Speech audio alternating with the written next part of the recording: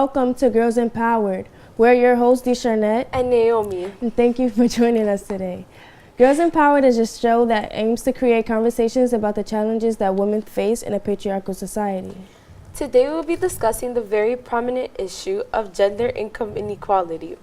Although there are many women who work hard and excel in many of the fields that males dominate, there are still gaps between men and women's income who hold the same positions or are in the same field. Why is that? While looking at a very famous family composed of two well-known artists, it becomes clear that there is a very serious difference between famous women and men in the same industry as well. In the Carter family, Beyonce Knowles Carter is known to be the queen of the music industry, and her husband, Sean Carter, otherwise known as Jay-Z, is an infamous rapper. Let's compare these two, shall we? According to EarnTheNecklace.com, Jay-Z's estimated net worth is a whopping $600 million, while Beyonce's is $450 million. This may come as a surprise for many, since Beyonce's album Lemonade topped the charts just this past year, and her husband has yet to release an album in over 3 years. However, many neglect to realize that although Beyonce may be queen bee of the industry, Jay-Z is a very notable businessman and entrepreneur. Not only did Jay-Z start his own record company, Rockefeller Records, in 1996, which happened to welcome successful artists such as his friend and colleague Kanye West, but also opened his second record company, Roc Nation, bought a stake in the Brooklyn Nets, has executive produced soundtracks and many movies and games, and most recently created the streaming service Tidal. Although Beyonce has starred in notable roles in films such as The Fighting Temptations and Dreamgirls, became a fashion mogul, going on numerous world tours, and has performed at the Super Bowl this past year, her hard work as queen obviously does not translate as far as her net worth goes. So why is there such a big difference between these two celebrities' net worth? Well, if we look at societal trends, we see that generally women make 79 cents compared to every dollar that a man makes. How do you feel about this? Well, it's not really all that surprising, but it is kind of discouraging because knowing that I will grow up and have a full career and will be in a working field with men, knowing that they get paid more than me because I'm a female, like, it just makes me discouraged because I just don't see the point in doing all the work. Like, I would do it for myself, but it's like, it's no reason in doing all the work if you're gonna get paid less. I agree. Our second fact is, as of 2013, white women make 78% of what a white man makes, black women make 64%, and Hispanic women make 54%. So how do you feel knowing that a white woman makes 78% of what we make?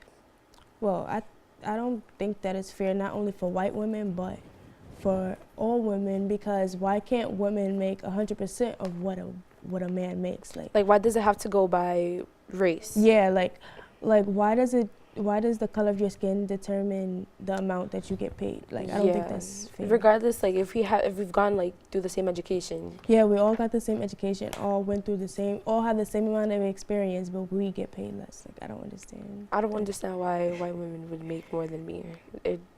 Right. Between the Great Recession of 2007 to 2009 and 2015, gaps among new entrant women expanded more than any other experience and gender group. We actually went out to the streets and asked people their thoughts on the gender gap. This is what we found.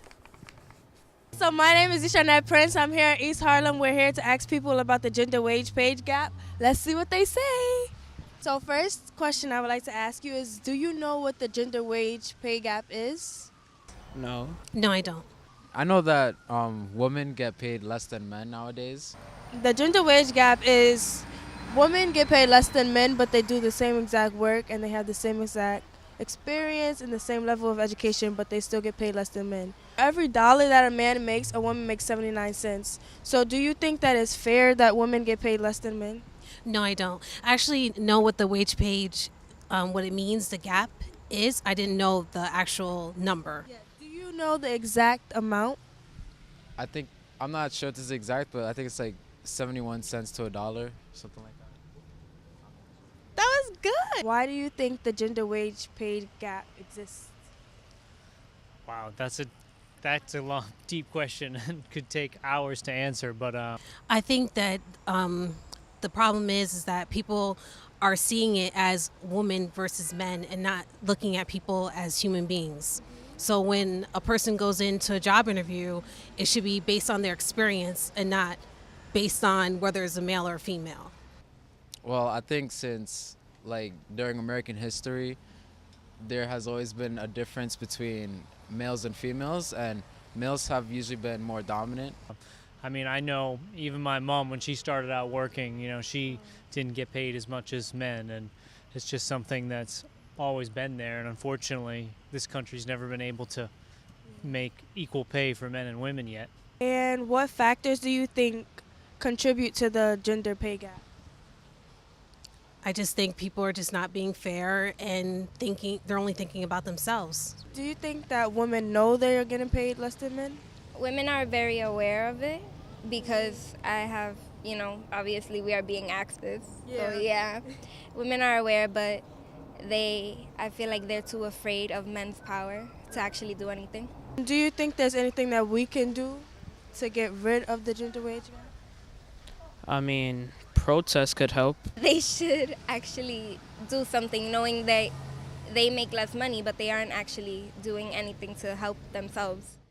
According to CNN, when you look at the earnings of men and women with the same job title at similar companies with similar levels of education and experience, women still get paid less, but the pay gap is much closer. So I don't think that it's fair that women and men have the same experience and the same education, but women still get paid less. Like, let's say you and your best friend your best friend is a male.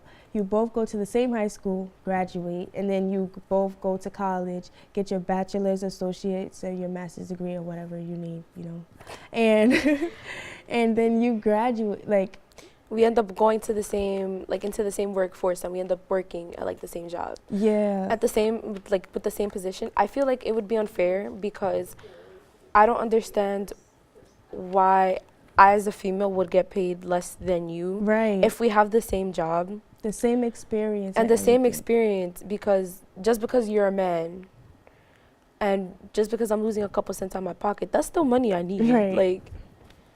Right, I agree. Congress has been obstructing progress on public policy that could help close the gender wage gap for 20 years. This bill would be crucial in closing the gender wage gap, as it would prohibit gender-based pay discrimination and ban workplace policies that penalize employees for sharing wage information. Now, let's take a look at a video that informs us on more of the realities of gender pay gap.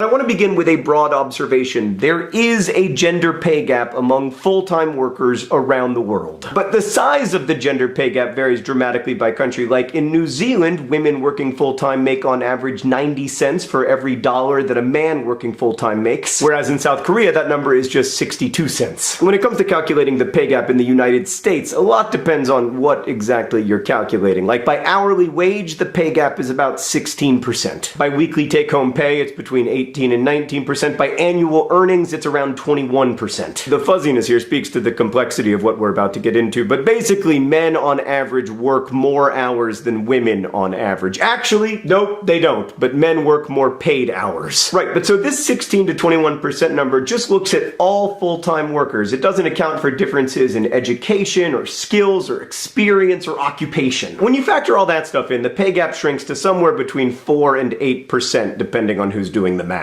This is the so-called unexplained pay gap, that is, there is no economic explanation for it, and most nonpartisan analyses agree that this part of the pay gap is directly due to gender discrimination. By the way, you can find links to lots of sources in the doobly-doo. But yeah, that 4 to 8% number might sound low, but even on the extremely conservative end, it would mean that women lose over $241 million of pay every year to direct discrimination. I should add here that there is also a wide racial pay gap in the United States, and as discussed in this Vlogbrothers video, there is overwhelming evidence that much of that gap is due to direct discrimination. Because race and gender affect people long before they enter the workforce, it's difficult to disentangle causes here, but we do know that women of color are doubly disadvantaged when it comes to pay, regardless of skill level, experience, or education. Right, so a portion of the gender wage gap is attributable to discrimination in the United States, but most of it is ostensibly about choice. Choice of college majors, or flexibility when it comes to hours, or occupation. And this is what people generally mean when they talk about debunking the gender gender wage gap. Women on average work fewer hours and tend to work in less lucrative professions, from school teaching to caregiving. Whereas men are more likely to work in higher paying fields like engineering or anesthesiology. And some of the pay gap can be found here. Like in one study of more than 120 professions, more women than men worked in 9 of the 10 lowest paying jobs. But of course, that isn't only about choice, it's also about the expectations of the social order. Like, why are there more female nurse anesthetists but more male anesthesiologists? And then there's the fact that even within almost all of these professions, the pay gap persists, from computer programmers to teachers to lawyers. Some of this is the aforementioned unexplained pay gap, but some of it is because men on average work more paid hours than women, which brings us to the question of unpaid work. The average adult American woman spends 167 minutes per day on housework or care for household members. For the average adult American male, it's 101 minutes per day. And that work, even though it's unpaid, is of course very real. Now, none of this is to criticize the many women and many men who work fewer hours or don't work in the labor force at all to focus on childcare or housework. It's only to say that women doing a disproportionate amount of the unpaid labor in the United States inevitably distorts the paid labor market.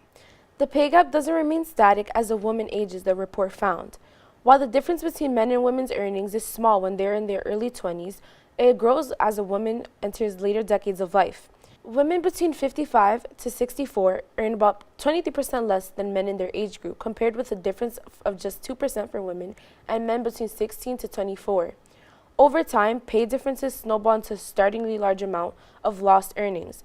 The average woman worker loses out on more than $530,000 from being paid less than her male counterparts. College-educated women lose even more at $800,000 in lost wages.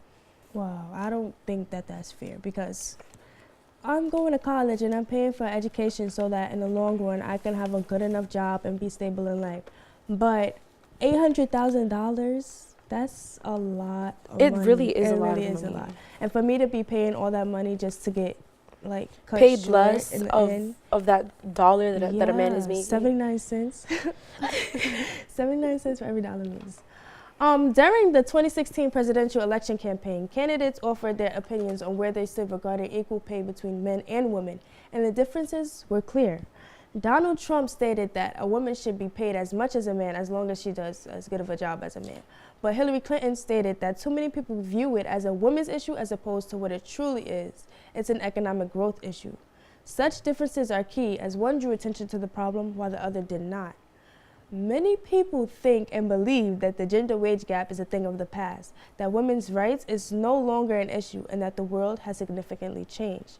Although the Paycheck Fairness Act has been brought to Congress every meeting since 1997, they have yet to pass this bill into law. We encourage you to visit the website at the bottom of the screen. Thank you. Here at Girls Empowered, we believe in change for more change in the pockets of women and breaking the boundary that the pay wage gap has stimulated. Before we end, we would like to share this quote by Diane Merrichild. "A woman is the full circle. Within her is the power to nurture, create, and transform." Thank you for watching, and tune in next week. Lonely like a highway, she's living in a world and it's on fire, filled with catastrophe, but she knows she can fly away. Oh.